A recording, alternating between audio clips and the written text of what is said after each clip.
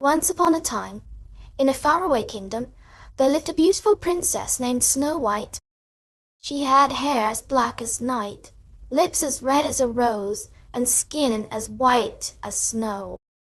"Oh, how I love the beautiful flowers in the castle garden," said Snow White, smiling brightly.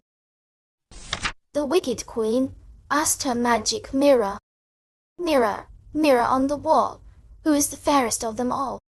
The mirror replied, "You, my queen, are beautiful, it's true, but Snow White is fairer than you."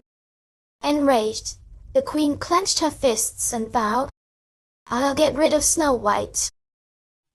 The queen was furious.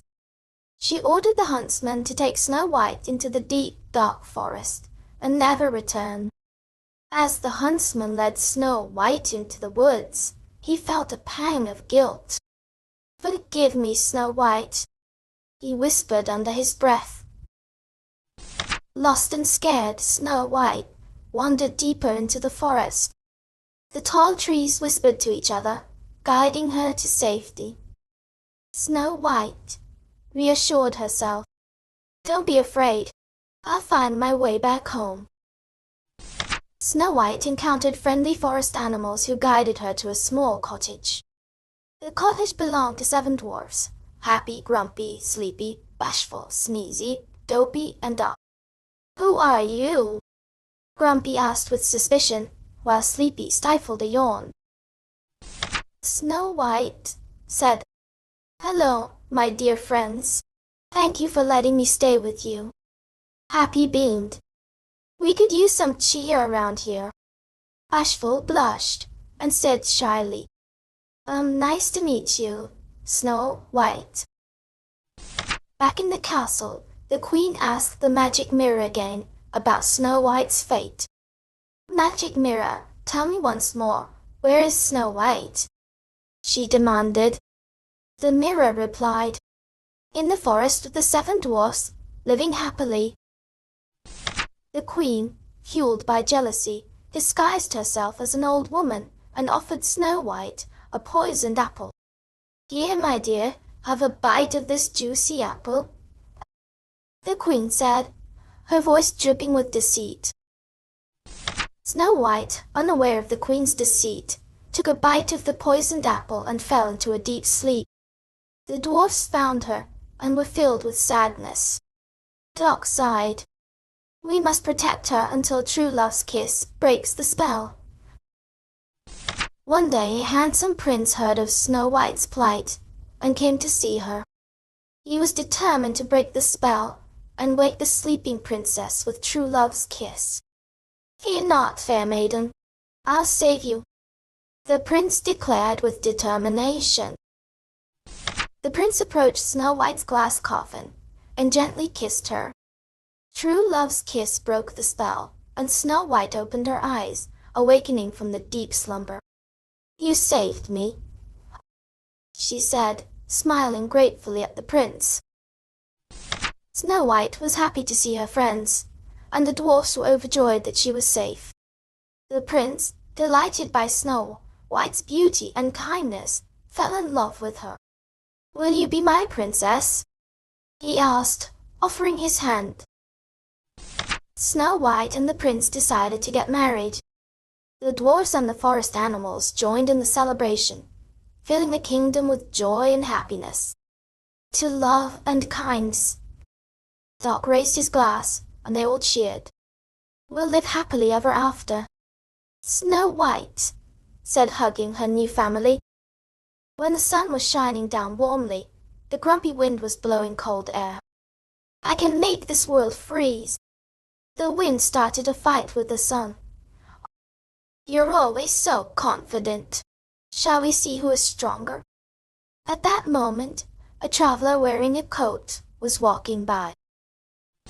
"Okay." The grumpy wind started first. Whoosh, whoosh. "What is this sudden cold wind?" The traveler grasped onto his coat. "Being grumpy won't get you what you want." The sun warmed up the air for the traveler. "Such a strange weather." There was once a miller, who at his death had nothing to leave to his 3 sons except his mill, his ass, and his cat. The eldest son took the mill, the second took the ass, and as for the youngest, all that remained for him was the cat. The youngest son grumbled at this. "My brothers," said he, "will be able to earn an honest living, but when I have eaten my cat and sold his skin, I shall die of hunger." The cat, who was sitting beside him, overheard this.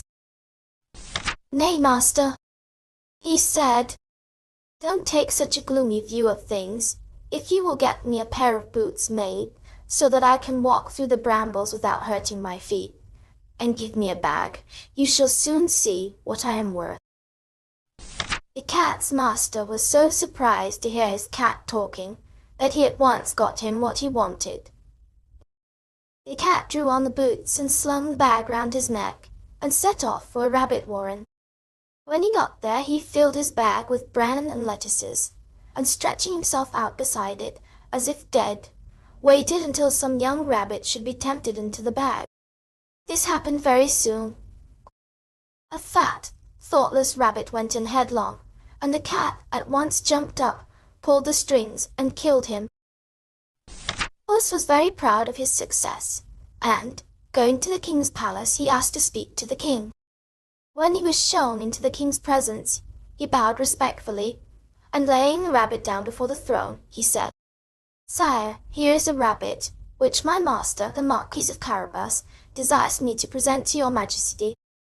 "Tell your master," said the king, "that I accept his present, and am very much obliged to him."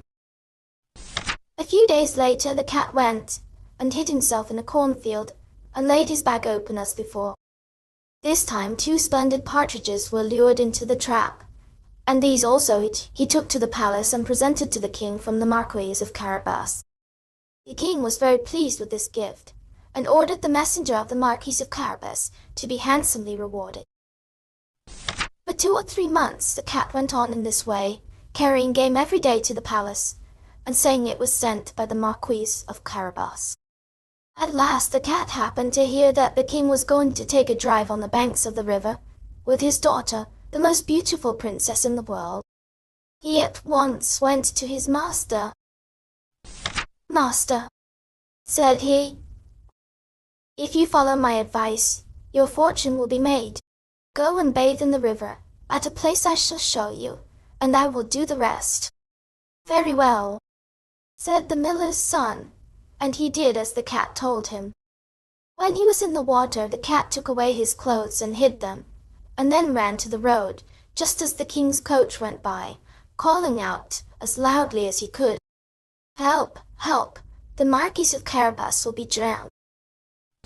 The king looked out of the carriage window, and when he saw the cat who had brought him so many fine rabbits and partridges, he ordered his bodyguards to fly at once to the rescue of the Marquis of Carabas.